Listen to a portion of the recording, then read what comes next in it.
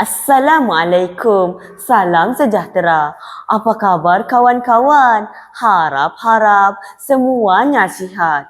Pada hari ini, saya hendak berkongsi satu kisah dengan kawan-kawan. Kawan-kawan semua hendak dengar tak? Tajuk cerita saya ialah Maafkan Cikgu. Kenapa cikgu pula yang minta maaf ya? Kalau kawan semua hendak tahu, marilah dengar cerita saya. Kawan-kawan yang saya hormati, kisahnya adalah tentang seorang anak yatim namanya Amir.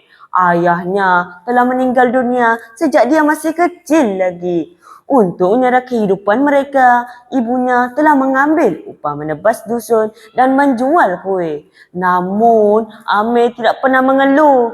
Malah, dia turut membantu ibunya dengan bekerja menghantar surat khabar sebelum ke sekolah. Baiknya Amir itu kan kawan-kawan.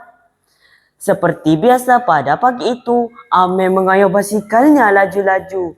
Berpeluh-peluh badannya.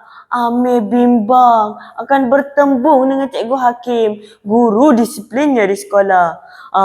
Mendengar namanya sahaja sudah cukup membuat pelajar-pelajar kecut perut. Apatah lagi bersemuka dengannya. Seramnya. Ingatlah ya kawan-kawan, datang lambat ke sekolah bukanlah sikap yang baik. Ketika sampai di sekolah, jam tangan Amir menunjukkan jam 8.30 pagi. Dengan langkah yang tergesa-gesa, Amir pun menuju ke kelasnya. Tiba-tiba, nama Amir dipanggil. Panggilan itu lantas mematikan langkahnya. Degup jantung Amir bertambah kencang. Terlihat wajah Cikgu Hakim yang sangat serius. Dengan suara yang lantang, Amir dimarahi kerana datang lewat. Amir hanya membisu. Memberi alasan pada saat itu bukanlah tindakan yang bijak.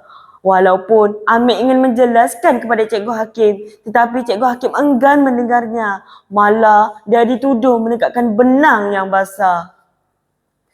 Kawan-kawan sekalian hendak tahu apa yang berlaku selepas itu. Apalagi Amir dibawa ke bilik guru disiplin. Dia telah diberi surat amaran untuk disampaikan kepada ibunya. Amir menerima dengan sedih. Berat mata memandang, berat lagi bahu yang memikul. Amir kecewa kerana dituduh sebagai pelajar yang malas. Padahal dia bukanlah seperti apa yang disangkakan. Rakan-rakan Amir juga sering mengejeknya kerana selalu didenda atas kelewatannya sampai ke sekolah.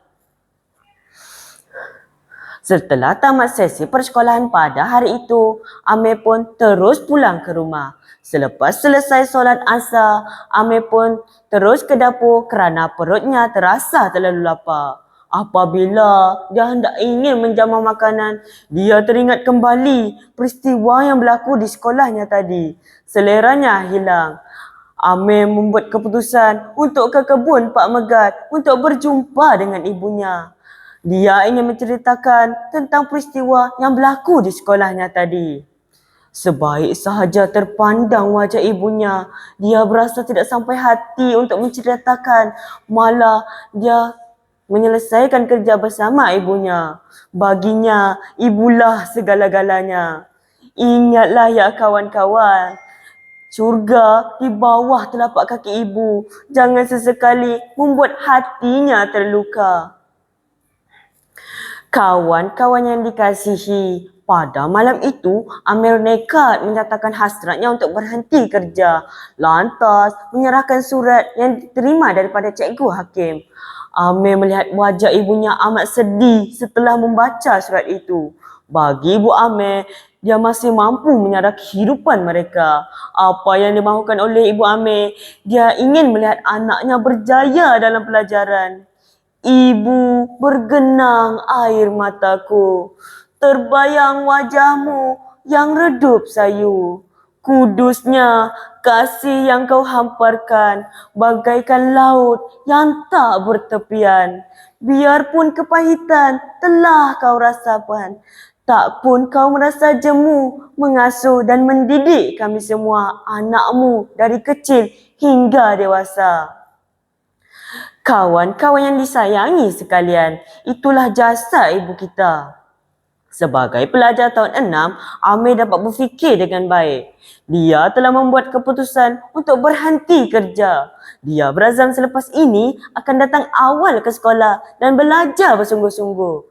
Justru keesokan harinya, pagi-pagi lagi, Amir telah sampai di kedai Pakcik Mutu, tempat dia mengambil surat khabar. Dia ingin menyatakan hasratnya untuk berhenti kerja. Selepas itu, Amir mengayuh basikalnya lebih laju dari biasa. Dia tidak ingin terlambat lagi. Dia sudah serik dengan herdikan guru disiplinnya.